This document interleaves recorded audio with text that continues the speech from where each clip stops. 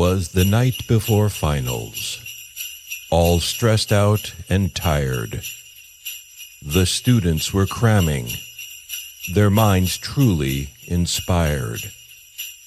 Laptops were open, notes scattered and strewn, with hopes to ace their exams that were coming too soon. The teachers were grading while sitting in class, hoping all of their students would excel and pass. The campus was quiet, the quad dark and deep. Students were hoping for a restful night's sleep.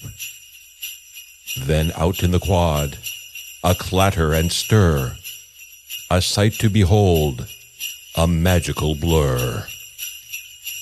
Kimball Claus landed, his task crystal clear, to bring everyone joy and holiday cheer.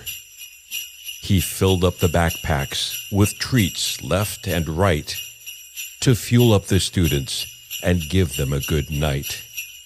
He wished them good luck and a happy new year as he soared through the sky until he disappeared. So let's all wish Kimball some holiday cheer. May the new year bring joy to those we hold dear. Let knowledge and wisdom forever reside in the hearts and minds of all as they show true Jaguar pride.